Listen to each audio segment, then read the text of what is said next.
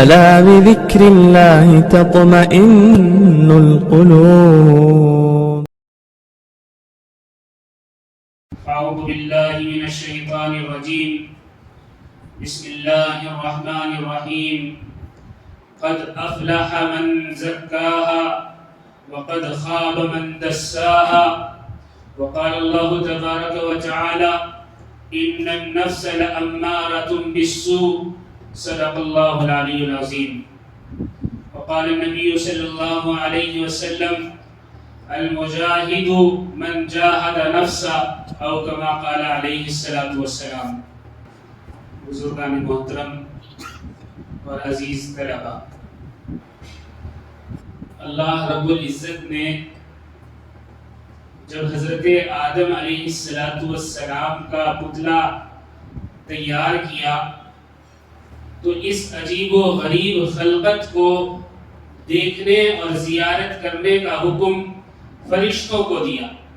فرشتے حضرت آدم علیہ السلام کے پتلے کی زیارت کو آتے اور تعجب کرتے کہ اللہ نے کیسی عظیم الشان خلقت فرمائی ہے. تمام فرشتے اش اش کر رہے تھے، حیران تھے. تو اس وقت فرشتوں کا سردار ابلیس بھی اللہ کے حکم سے حضرت آدم کی زیارت کرنے آیا. اور ابلیس کو اللہ نے چونکہ بہت ساری قوتیں عطا فرمائی ہیں تو ابلیس حضرت آدم علیہ السلام کے مٹی کے پتلے میں داخل ہو گیا اور اس نے ہر رگ کو ہر عضو کو اندر سے چھانک کر دیکھا. اس نے پرکھا اور باہر نکل کر کہا کہ یقیناً آدم عجیب و غریب طریقے سے پیدا کیے گئے ہیں، لیکن مجھے اندر سے یہ کھوکھلے نظر آتے ہیں. ہر جگہ خالی ہی خالی ہے، لیکن سینے میں ایک لوتھڑا ہے، ایک ٹکڑا ہے جس میں داخل نہیں ہو سکا. وہ عجیب و غریب چیز ہے، وہ چاروں طرف سے بند ہے اور اس میں داخل ہونے کا راستہ نہیں ہے. یہ میری سمجھ میں نہیں آیا کہ یہ چیز کیا ہے. اللہ رب العزت نے انسان کو دل عطا فرمایا ہے اور دل کے اندر داخل ہونے کا کوئی دروازہ نہیں رکھا. دل میں صرف اللہ کے احکامات اترتے ہیں. اور ایک حدیث میں آتا ہے، یعنی اللہ رب العزت ارشاد فرماتے ہیں کہ میں نہیں سما سکتا زمین اور آسمان میں، لیکن میں سما سکتا ہوں قلب مومن میں. مومن کا دل اللہ نے صرف اپنے لیے خاص فرما دیا ہے. اب سوال یہ پیدا ہوتا ہے کہ انسان کو اللہ نے عجیب و غریب حیت اور شکل و صورت سے پیدا فرمایا، ایسا خوبصورت بنایا اندر اور باہر سے، ایسی کاریگری رکھی، پھر دل انسان کا اپنے لیے خاص کر دیا. ان سب کے باوجود انسان اللہ کی نافرمانی میں کیسے مبتلا ہے؟ دراصل اللہ نے دل تو اپنے لیے بنایا ہے، لیکن دنیا میں انسان کو اختیار دے دیا ہے کہ وہ کام کرے جو اس کا دل چاہتا ہے، تاکہ ہم اس کا امتحان لے سکیں اور پھر روز قیامت اس سے باز پرس کر سکیں، اس کا محاسبہ کیا جا سکے. دراصل دل میں گندگی نہیں ہوتی، میل نہیں ہوتا. دل کے ایک جانب نفس ہوتا ہے اور ایک جانب روح ہوتی ہے. نفس جو ہے وہ انسان کو برائی کی طرف اکساتا ہے اور روح اللہ کی جانب اس کو متوجہ کرتی ہے. روح اللہ نے پاک بنائی ہے اور نفس میں اللہ نے اختیار دیا ہے. نفس انسان کو بہکانا چاہتا ہے، انسان کے دل کو راہ راست سے ہٹانا چاہتا ہے اور روح اس کو راہ راست پر رکھنا چاہتی ہے. یہ دونوں یعنی روح اور نفس انسان کے دل پر اثر انداز ہوتے ہیں. پھر انسان جس اثر کو قبول کر لیتا ہے اس کے حساب سے اپنے اعمال کرنے لگتا ہے اور پھر اعمال جیسے ہوتے ہیں اللہ کا فیصلہ اس کے ساتھ ایسا ہوتا ہے. نفس چاہتا ہے کہ دل پر میری حکومت ہو اور روح چاہتی ہے کہ دل پر اللہ کی حکومت ہو. اور نفس چاہتا ہے کہ انسان کا دل ظلماتی ہو جائے اور روح چاہتی ہے کہ نورانی ہو جائے.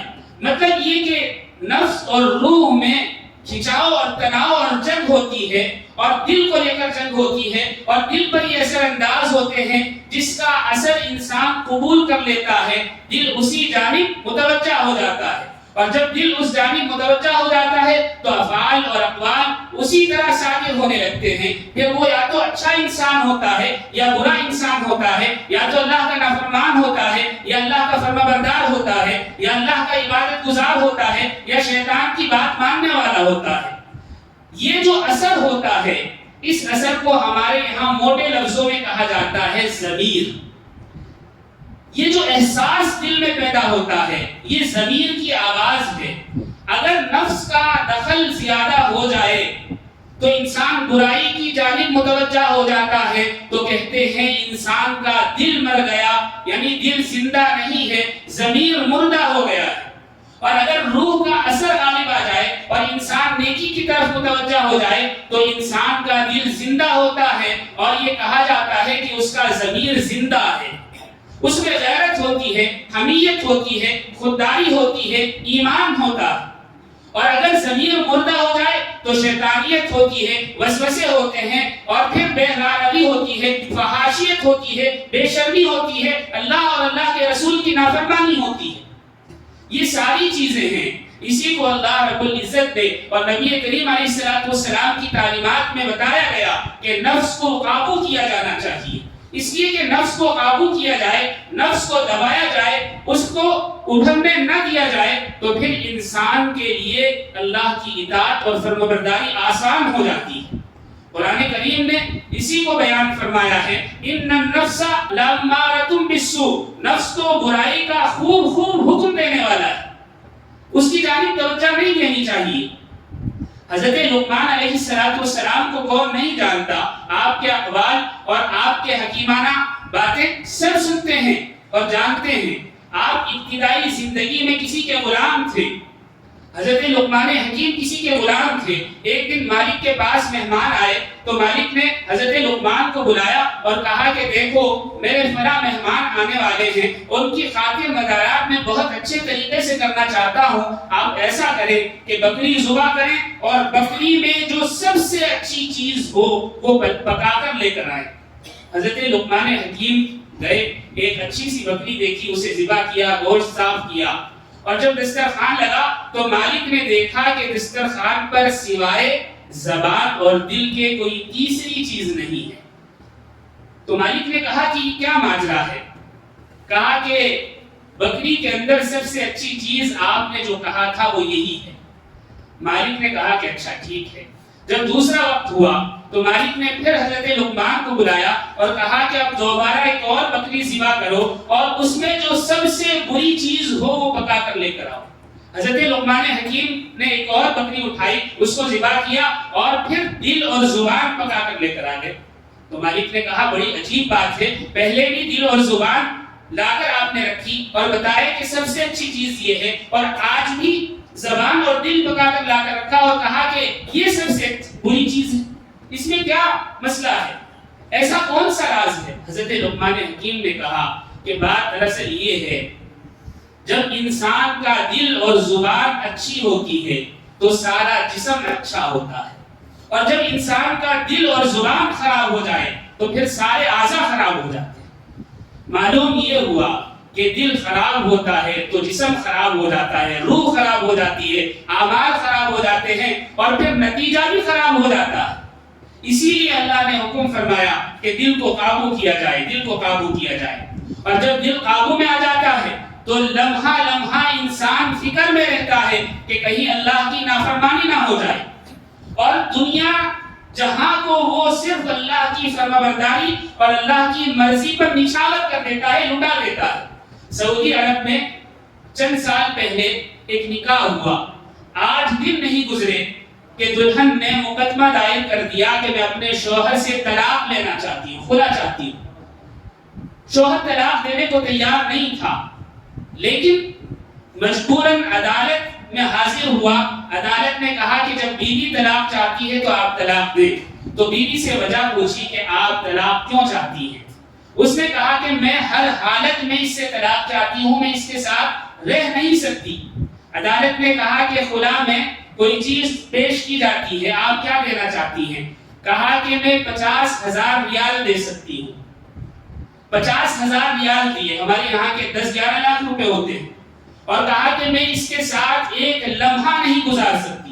شوہر التجا کرتا رہا، لیکن 50,000 ریال شوہر کے منہ پر مارے اور کہا کہ مجھے حکم نامہ لکھ کر دے دے کہ میرا خلا ہو گیا۔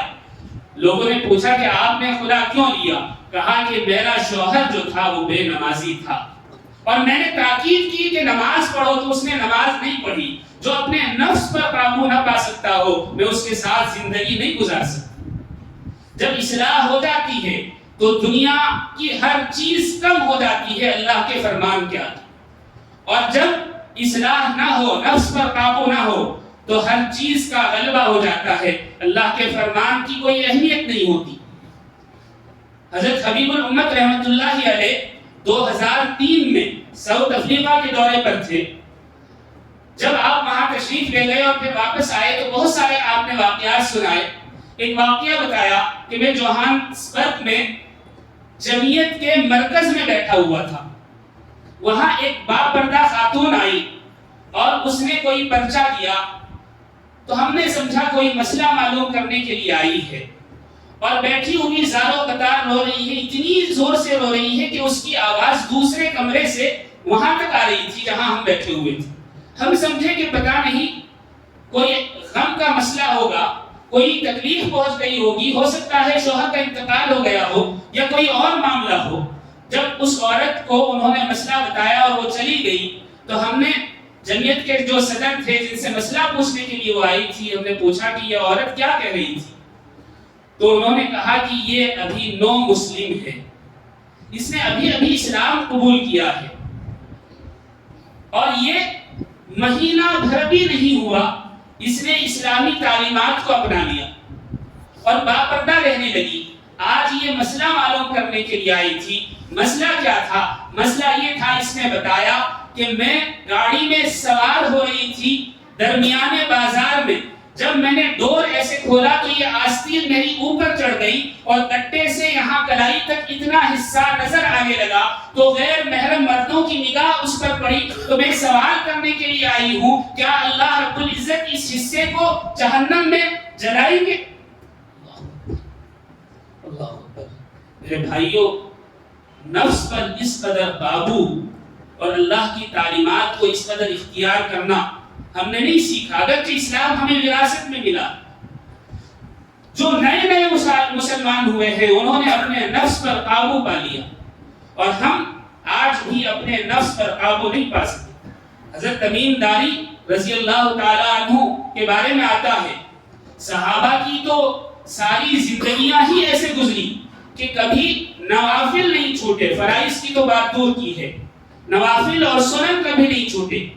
کوئی صحابی ایسا نہیں جس نے ساری زندگی تہجد نہ پڑھا ہو یا کبھی تہجد فوت ہوئی ہو۔ حضرت تمیم داری رضی اللہ تعالیٰ عنہ کے بارے میں آتا ہے کہ ایک مرتبہ نیند کے غلبے کی وجہ سے سو گئے اور تہجد فوت ہو گئی۔ جب صبح فجر میں آنکھ کھلی تو بڑا افسوس ہوا اور کہا کہ آج تو تہجد چھوٹ گئی۔ کہا کہ نفس نے سلا دیا، اور اس نفس کا علاج یہ ہے، اس کو قابو کرنے کا علاج یہ ہے کہ اس کو نیند سے دور کر دیا جائے۔ حضرت تمیم داری رضی اللہ تعالیٰ عنہ کے متعلق آتا ہے کہ ایک تہجد چھوٹنے پر 1 سال تک رات میں لیٹ کر نہیں دیکھا، اب سوئے نہیں۔ نفس پر قابو کرنا صحابہ سے سیکھنا چاہیے۔ نفس جب بے قابو ہوتا ہے تو انسان بہک جاتا ہے، اور جب نفس قابو میں آتا ہے تو شیطان کتنے بھی وسوسے ڈالنا چاہے انسان نہیں بہکتا۔ ایک عورت نماز پڑھ رہی تھی، 2 یا 2.5 سال کا بچہ تھا، چھوٹا سا بچہ گھر میں کھیلتا پھر رہا تھا۔ نماز شروع کرنے سے پہلے عورت نے یہ کیا کہ تندور جلایا اور تندور میں نئی لکڑیاں ڈال کر نماز کی نیت باندھ لی۔ اب جب نماز کی نیت باندھی تو خیال آیا، وسوسہ پیدا ہوا کہ آگ جل رہی ہے، کہیں بچہ اس میں نہ گر جائے۔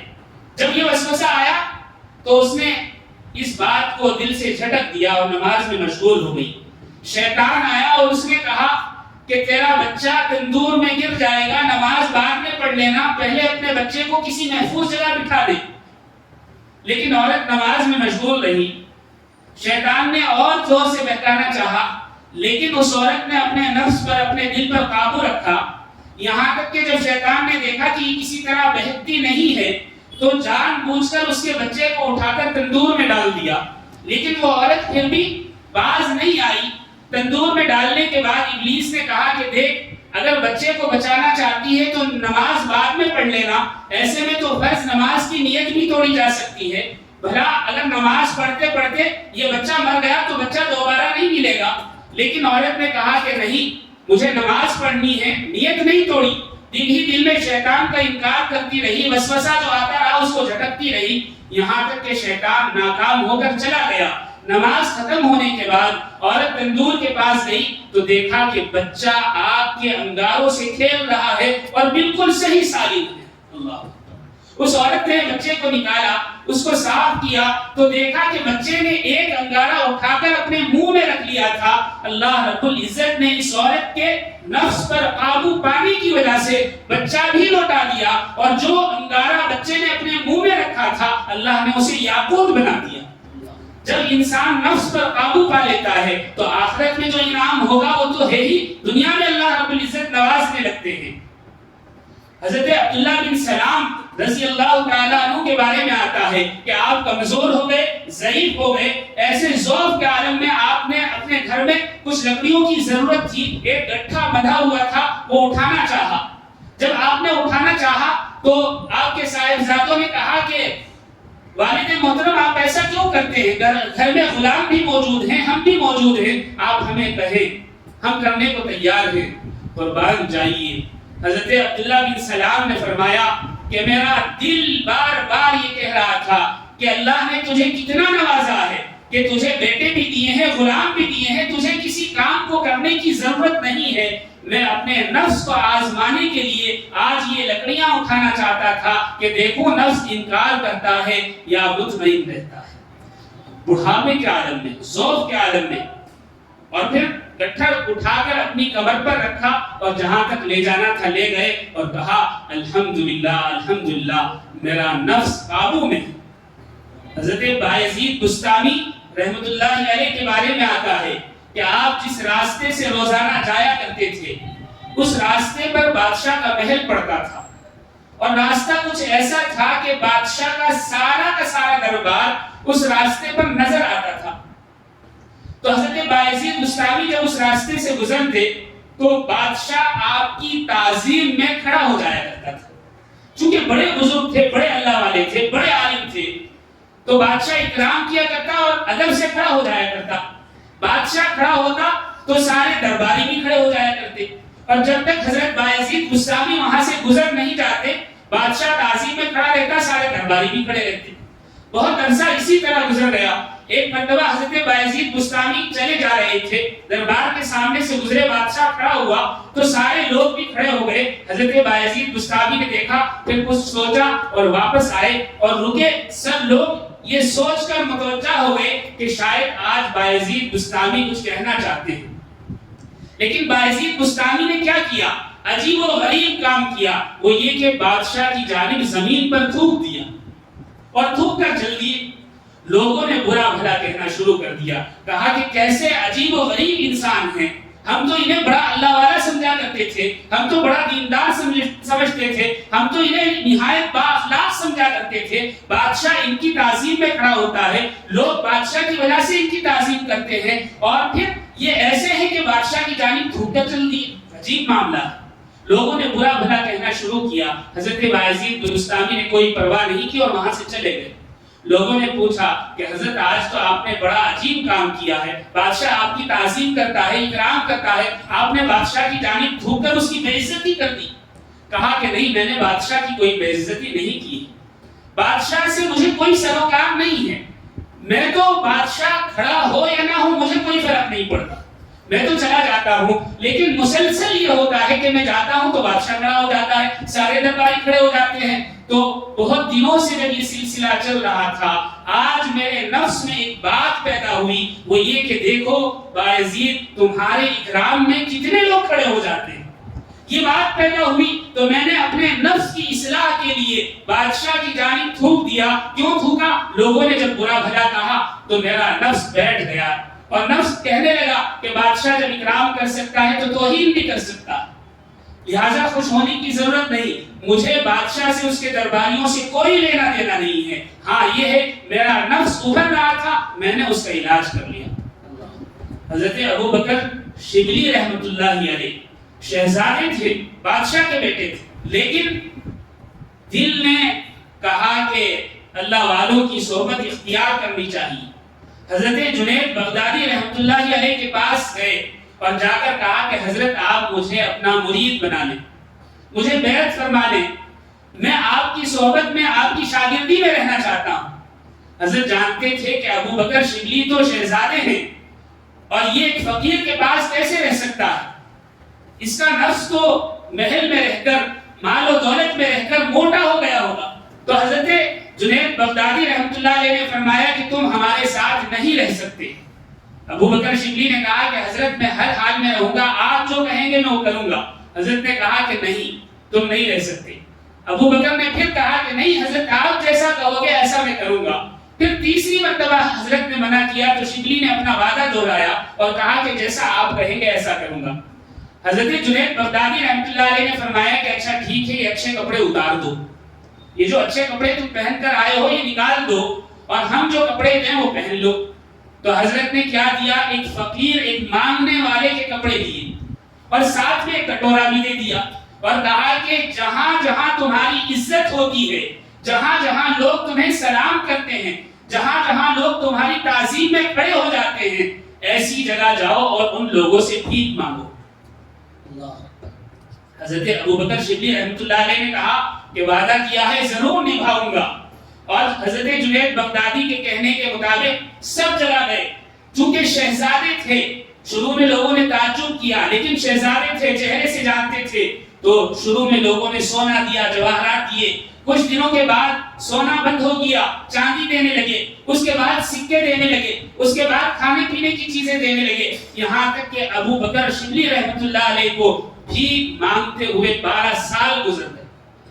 12 سال گزرنے کے بعد ایک دن ایسا آیا کہ ابو بکر بھیک مانگنے کے لیے گئے اور کسی نے ایک بھوٹی کوڑی نہیں دی اور دھتکار کر بھگا دیا۔ چونکہ آپ آتے اور حضرت جنید بغدادی کے سامنے وہ ساری چیزیں رکھ دیتے جو بھیک میں ملا کرتی تھی، تو حضرت جنید وہ ساری چیزیں اٹھا کر غریبوں میں تقسیم کر دیتے۔ 12 سال کے بعد جب یہ وقت آیا کہ کسی نے بھیک نہیں دی اور وہ مایوس ہو کر آ کر بیٹھے کہ شاید اب مجھے شاگردی سے باہر کر دیا جائے گا، اب مجھے کہا جائے گا کہ تم ہمارے لائق نہیں، تو حضرت جنید بغدادی رحمت اللہ علیہ نے فرمایا کہ ابو بکر اب تم ہمارے شاگرد بننے کے قابل ہوئے ہو، اس لیے کہ تمہارے نفس نے دنیا کو ٹھکرا دیا اور آج مایوس ہو کر لوٹے ہو کہ اب تمہیں کوئی کچھ دینے والا نہیں، اب ہماری شاگردی میں آ جاؤ۔ پھر بیعت فرمایا۔ نفس کو قابو کرنے کے لیے ہمارے اکابرین نے، علماء نے بڑے بڑے مجاہدے کروائے۔ جب نفس قابو میں آ جاتا ہے تو انسان تنہا بھی ہو تو اللہ کی نافرمانی نہیں کرتا۔ حضرت عمر رضی اللہ تعالیٰ عنہ کا دور خلافت ہے، ایک نوجوان اپنے کام سے فارغ ہو کر رات میں اپنے گھر جایا کرتا تھا۔ اتفاق یہ کہ راستے میں خوبصورت عورت رہا کرتی تھی، وہ اس نوجوان سے متاثر تھی اور وقتاً فوقتاً اس کی جانب مائل ہوتی رہتی، لیکن نوجوان اللہ کے ڈر سے اس سے اعتراض کیا کرتا تھا، اس سے بچ کر نکل جاتا۔ ایک دن اس عورت نے اپنے آپ کو سجایا سوارا، اچھے کپڑے پہنے، خوشبو لگائی، زیورت سے آراستہ ہوئی اور راستے کے بیچوں بیچ آ کر بیٹھ گئی۔ جب وہ نوجوان وہاں سے گزرا تو اسے بہکانا شروع کر دیا۔ شیطان پیچھے لگ جاتا ہے تو یہ نوجوان اس کی باتوں میں آ گیا اور پھر اس سے کہا کہ اچھا چلو آج تمہارے گھر چلتا ہوں۔ اس کے گھر چلا گیا اور جانے کے بعد گناہ کا ارادہ کیا۔ ابھی گناہ کا ارادہ کیا ہی تھا کہ اللہ نے دل میں ایک آیت روشن فرما دی۔ ایک آیت دل میں آئی جس میں تقوی اختیار کرنے کا حکم دیا گیا تھا اور نفس کو قابو میں کرنے کا حکم اللہ نے دیا ہے۔ تو اس مرد پر اللہ کا خوف طاری ہو گیا۔ اس نے اپنے نفس کو قابو کیا اور رونے لگا، روتے روتے یہاں تک کہ بے ہوش ہو گیا۔ اس عورت نے دیکھا کہ اب تو یہ بے ہوش ہو گیا ہے، اب یہ میرے کسی کام کا نہیں، اپنے ملازموں کو کہا کہ اس کے گھر اسے پہنچا دو۔ ملازم اٹھا کر اسے اس کے باپ کے گھر چھوڑ آئے۔ جب ہوش آیا تو باپ نے پوچھا کہ بے ہوش کیسے ہوئے؟ کہا کہ اس طریقے سے معاملہ پیش آیا، میں راستے میں بھٹک گیا، شیطان نے بہکا دیا، نفس کی باتوں میں آ گیا، نفس کے چال میں الجھ گیا، لیکن پھر اللہ نے مجھے ایک آیت یاد دلوائی۔ باپ نے پوچھا آیت کیا تھی؟ اس نوجوان نے تلاوت کی، جیسے ہی تلاوت کی پھر اللہ کا خوف غالب آیا، پھر بے ہوش ہو گیا، اور بے ہوشی کے عالم میں ہی اس کی روح پرواز کر گئی۔ رات کا وقت تھا، باپ نے دیکھا کہ بیٹے کا انتقال ہو گیا ہے، تو 2-4 لوگوں نے مل کر نہلایا، کفنایا اور رات میں ہی دفنا دیا۔ حضرت عمر فاروق رضی اللہ تعالیٰ عنہ کو اطلاع ہوئی تو آپ اس کے باپ کے پاس تعزیت کے لیے تشریف لے گئے۔ تعزیت آپ نے فرمائی اور کہا کہ مجھے رات میں ہی کیوں نہیں بلایا؟ کہا کہ امیر المومنین رات کا وقت تھا، ہم نے سوچا کہ آپ کو پریشانی ہوگی، آپ سارا دن لوگوں کے مسائل سننے میں گزار دیتے ہیں، ہم نے سوچا رات آپ کی خراب کیوں کریں۔ حضرت عمر فاروق اپنے دوست احباب کے ساتھ قبرستان تشریف لے گئے اور اس نوجوان کی قبر پر کھڑے ہو کر ایصال ثواب کیا اور بلند آواز سے اس سے کہا کہ نوجوان یہ تو بتاؤ، اللہ رب العزت نے قرآن کریم میں یہ بھی تو کہا تھا وَلِمَنْ خَافَ مَقَامَ رَبِّهِ جَنَّتَانِ، کہ جو اپنے رب سے ڈرنے والا ہوتا ہے اللہ تعالیٰ اسے 2 جنتیں عطا فرماتے ہیں، یہ بھی تو اللہ نے قرآن میں کہا ہے۔ تو اندر سے قبر کے اندر سے آواز آئی امیر المومنین اللہ نے مجھے اپنے خوف کی وجہ سے 2 جنتوں میں داخل فرما دیا ہے۔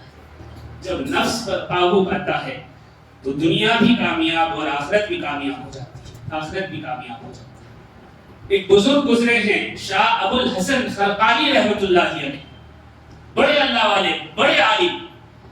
ایک مرتبہ حضرت سے ملنے کے لیے بہت دور سے ایک مرید آپ کے یہاں آیا۔ جب دروازہ کھٹکھٹایا تو حضرت گھر پر نہیں تھے۔ اندر سے حضرت کی اہلیہ نے پوچھا کہ کون ہے؟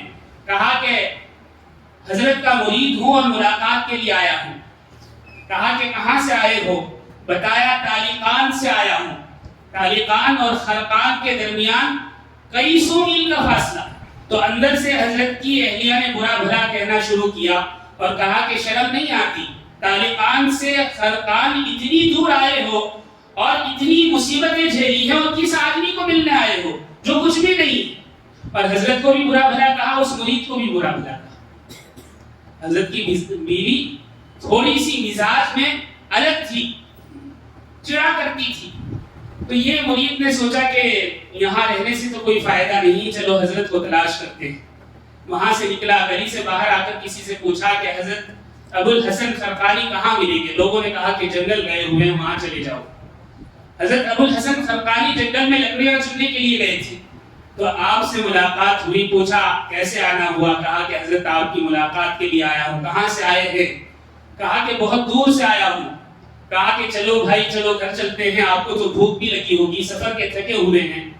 گھر آئے، مہمان خانے میں بٹھایا اور سوچا کہ بیوی سے کچھ معلوم کروں کہ کچھ کھانے پینے کو ہے تو مہمان کے سامنے رکھ دیں۔ بعض عورتیں اس مزاج کی ہوتی ہیں، دیکھتی نہیں کہ کون ہے اور کیسا موقع ہے۔ تو حضرت گھر میں داخل ہوئے اور حضرت نے کہا کہ اللہ کی بندی مہمان آیا ہے، تم نے اسے برا بھلا کہا، ٹھیک ہے کہہ دیا، اب ایسا کرو کچھ کھانے پینے کو موجود ہو یا کوئی ہانڈی تم نے بنائی ہو تو نکال دو اور مہمان کے سامنے کھانا رکھ دیں، وہ بہت دور سے آیا ہے، اس کو کھلا دیتے ہیں۔ یہ پہلے ہی ناراض بیٹھی ہوئی تھی، اس نے ہانڈی اٹھائی اور حضرت کے سر پر زور سے پھینک کر ماری۔ ہانڈی خالی تھی، اس زمانے میں مٹی کی ہانڈیاں ہوتی تھی۔ حضرت جان بچانے کو وہاں سے مہمان خانے میں جلدی سے گھسے تو مرید نے دیکھا کہ ہانڈی تو ٹوٹ گئی ہے اور ہانڈی کا جو رنگ اور گلا ہوتا ہے وہ حضرت کے گلے میں پڑا ہوا ہے۔ مرید کو بڑا تعجب ہوا اور بڑا احساس بھی ہوا۔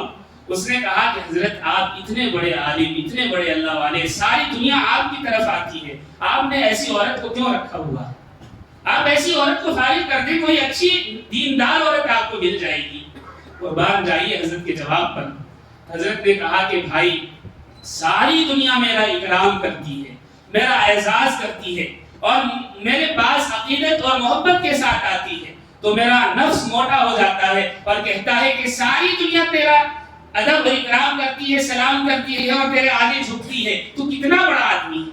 لیکن جب میں گھر میں آتا ہوں تو یہ نفس کی دھلائی کر دیتی ہے، اور جب اس کی بری بری باتیں سنتا ہوں تو پھر نفس کی اصلاح ہو جاتی ہے اور میں اسے رکھ لیتا ہوں، برداشت کر لیتا ہوں کہ میرے نفس کو قابو کرنے کے لیے اس سے بہتر کوئی نسخہ نہیں ہے۔ جب نفس قابو میں نہ آئے تو پھر اللہ والوں کی صحبت اختیار کر لینی چاہیے۔ جب اللہ والوں کے پاس جاتے ہیں، علماء کی صحبت اختیار کر لیتے ہیں، تو کوئی نہ کوئی ایسا راستہ نکل آتا ہے کہ بڑے سے بڑا سرکش نافرمان بھی اللہ کا فرما بردار ہو جاتا ہے۔ ایک آدمی تھا، بڑی بڑی چوریاں کیا کرتا۔ ایک مرتبہ دل میں خیال آیا کہ اللہ والوں کی صحبت بھی اختیار کرنی چاہیے۔ یہ سوچ کر ایک اللہ والے تھے، بزرگ تھے، عالم تھے، ان کے پاس گیا اور کہا کہ حضرت میں آپ کی صحبت میں رہنا چاہتا ہوں، آپ سے دین سیکھنا چاہتا ہوں، مجھے بیعت کر لیں۔ حضرت نے کہا کہ لاؤ بھائی ہاتھ تو بیعت کر لیتے۔ تو چور نے کہا کہ حضرت ایسے نہیں، میری 2 شرطیں ہیں۔ کہا کہ کیا شرط ہے؟ کہ پہلی شرط تو یہ ہے کہ چوری نہیں چھوڑوں گا۔ حضرت نے کہا کہ اچھا، اور دوسری شرط؟ کہا کہ دوسری شرط یہ ہے کہ نماز نہیں پڑھوں گا۔ اب ظاہر سی بات ہے، کون ایسا آدمی ہے جو ایسے مرید کو بیعت کر لے جو نہ نماز پڑھے اور نہ چوری چھوڑے؟ حضرت نے کہا کہ بھائی ہم بیعت تو کر لیں گے، لیکن ہماری بھی 2 شرطیں ہیں۔ کہا کہ اب آپ کی کیا 2 شرطیں ہیں؟ کہا کہ بھئی آپ نے 2 شرط رکھی، ہم آپ کو 2 شرطوں کے ساتھ بیعت کریں گے، لیکن ہماری بھی 2 شرطیں ہیں، تمہیں ماننی پڑیں گی۔ تو چور نے کہا کہ اچھا ٹھیک ہے، مان لیں گے۔ کہا کہ نہیں، سن لو۔ کہا کہ نہیں، سننے کی ضرورت نہیں، آپ بیعت کر لیں، بعد میں بتا دینا۔ تو حضرت نے بیعت کر لیا، اور بیعت کرنے کے بعد کہا کہ ہماری 2 شرطیں ہیں۔ پہلی شرط یہ ہے کہ جب اذان ہو اور مؤذن اللہ اکبر کی صدا بلند کرے، سارے کام چھوڑ کر وضو کر کے مسجد میں آ کر بیٹھنا پڑے گا، اور کب تک؟ جب تک امام صاحب سلام نہ پھیر دیں۔ کہا کہ حضرت میں نے تو آپ سے پہلے ہی کہا تھا کہ میں نماز نہیں پڑھوں گا۔ حضرت نے کہا میں تو نماز پڑھنے کو کہہ ہی نہیں رہا ہوں، میں تو مسجد میں بیٹھنے کو کہہ رہا ہوں۔ اس نے کہا کہ چلو ٹھیک ہے، مسجد میں بیٹھ جائیں گے، کوئی بات نہیں۔ دوسری شرط کیا ہے؟ کہا کہ دوسری شرط یہ ہے کہ جھوٹ نہیں بولنا، کوئی بھی ہو، کیسا بھی آ جائے اس کے سامنے سچ نہیں بولو گے، جھوٹ نہیں بولو گے۔ کہا کہ یہ تو کوئی بڑی بات نہیں، چلو ٹھیک ہے، چل جائے۔ اب کیا ہوا؟ چند دن گزرے تو چور نے دیکھا کہ اگر چوری کرتا ہوں اور پولیس نے پکڑ لیا تو سچ بولنا پڑے گا، ہاتھ بھی کٹے گا، مال بھی دینا پڑے گا، اور الزام بھی لگے گا، بدنامی بھی ہوگی، یہ تو بڑا مسئلہ ہے۔ تو چلو چوری چھوڑ دیتے ہیں، چوری چھوڑ دی۔ لیکن حضرت نے جیسا کہا تھا کہ روزانہ جیسے ہی اذان ہو فوراً مسجد میں آ جانا۔ مسجد میں آ جاتا، لوگ دیکھتے کہ مسجد میں باوضو ہو کر بیٹھا ہے، تکبیر ہوئی، نماز ہو گئی، لیکن نماز نہیں پڑھتا۔ تو آتے جاتے لوگ اس کی طرف گھور کر دیکھتے، کچھ نہیں کہا کرتے تھے۔ چند دنوں کے بعد حضرت کے پاس آیا اور حضرت سے کہا حضرت میں اپنی دونوں شرطوں سے باز آیا، آپ اپنی دونوں شرطوں سے مجھے بری کر دیں۔ حضرت نے کہا کہ بھائی میں تو اپنی شرطیں نہیں چھوڑوں گا۔ اس نے کہا آپ چھوڑیں نہ چھوڑیں، میں نے چوری بھی چھوڑ دی اور نماز بھی چھوڑ دی۔ جب اللہ والوں کی صحبت اختیار کی جاتی ہے، کوئی نہ کوئی راستہ ایسا نکل آتا ہے کہ نفس پر انسان قابو پا لیتا ہے، پھر وہ بہتا نہیں ہے۔ حضرت مسلم بن یسار رحمۃ اللہ علیہ کے بارے میں آتا ہے کہ آپ نے نفس پر اس قدر قابو پا لیا تھا کہ آس پاس کیا ہو رہا ہے احساس بھی نہیں ہوتا تھا۔ ایک مرتبہ آپ نماز پڑھ رہے تھے، جس کمرے میں نماز پڑھ رہے تھے اسی کمرے کے کونے میں آگ لگ گئی، اور اتنی بھیانک آگ لگی کہ سارے گھر کے لوگ جمع ہو گئے اور آگ بجھانے میں بہت وقت لگ گیا۔ حضرت اپنی نماز پڑھتے رہے۔ نماز کے بعد جب آپ باہر نکلے تو گھر والوں نے کہا کہ آپ عجیب نماز پڑھ رہے تھے، آپ کو احساس ہی نہیں ہوا کہ گھر کے اسی گوشے میں جہاں آپ نماز پڑھ رہے تھے آگ لگ گئی، اگر ہم نہ بجھاتے تو آپ بھی اس سے متاثر ہو جاتے۔ ایسے میں تو فرض نماز کی نیت توڑ دی جاتی ہے اور آپ تو نفل پڑھ رہے تھے۔ حضرت نے کہا اللہ کی قسم میرے نفس کو احساس بھی نہیں کہ اس کمرے میں آگ لگی ہے۔ میرے بھائیوں، ہم نے اپنے نفس کو اس قدر شہ دیتی ہے کہ ہمارے دل مردہ ہو گئے. ہمیں احساس ہی نہیں ہے کہ نفس کیا کہہ رہا ہے اور روح کیا کہہ رہی ہے، اچھائی کیا ہے برائی کیا ہے، ہمیں محسوس ہی نہیں ہوتا. ہماری مثال تو ایسی ہو گئی کہ ایک شہزادہ تھا، محل میں پلا بڑھا، جوان ہو گیا، لیکن محل میں اس شہزادے کے علاوہ کوئی مرد نہیں تھا، تمام عورتیں تھیں. ساری عورتوں کے درمیان یہ پلا بڑھا تو اس کو احساس ہی نہیں ہوا کہ میں مرد ہوں. اب اتفاق یہ کہ جب جوان ہوا تو ایک مرتبہ محل کے گوشے میں آگ لگ گئی. ساری عورتیں چلانے لگی کسی مرد کو بلاؤ، کسی مرد کو بلاؤ، کسی مرد کو بلاؤ. تو شہزادے کی آواز سب سے اونچی تھی، وہ بھی چلا رہا تھا کسی مرد کو بلاؤ، کسی مرد کو بلاؤ، کسی مرد کو بلاؤ. اس کو احساس ہی نہیں کہ میں مرد ہوں. ہمیں بھی آج احساس نہیں ہے میرے بھائیوں، میں اور آپ دونوں اس میں شامل ہیں. ہمیں احساس ہی نہیں ہے کہ ہمارا دل اللہ کی طرف سے کیا کہتا ہے اور شیطان کی طرف سے کیا کہتا ہے. ہمیں احساس ہی نہیں. اللہ ہمیں سمجھ عطا فرمائے. حضرت حسن بصری رحمۃ اللہ علیہ فرماتے ہیں کہ دنیا میں جو شخص نفس کا محاسبہ کرتا ہے، اپنے نفس کو قابو کرتا ہے، اس سے حساب لیتا ہے، تو روز قیامت اس کا حساب اللہ رب العزت آسان لیں گے. اور جو دنیا میں اپنے نفس کا محاسبہ نہیں کرتا، روز قیامت اللہ رب العزت اس سے سخت عذاب لیں گے. اللہ ہماری حفاظت فرمائے، اللہ حفاظت فرمائے. نبی کریم علیہ الصلوۃ والسلام کی ایک حدیث ہے. حضرت عبداللہ بن معاویہ فرماتے ہیں کہ کسی نے اللہ کے نبی صلی اللہ علیہ وسلم سے سوال کیا کہ نفس کی اصلاح کیسے کی جاتی ہے. نبی کریم علیہ الصلوۃ والسلام نے ارشاد فرمایا، آدمی یہ جان لے کہ اللہ رب العزت ہر وقت اس کے ساتھ ہے، وہ جہاں بھی جاتا ہے اللہ اس کے ساتھ ہے، تو سمجھو اس کے نفس کی اصلاح ہو گئی ہے. اللہ مجھے بھی اور آپ کو بھی عمل کی توفیق عطا فرمائے. وآخر دعوانا ان الحمدللہ رب العالمین. کعبے پہ پڑی جب پہلی نظر، کیا چیز ہے دنیا بھول گیا، کیا چیز ہے دنیا بھول گیا.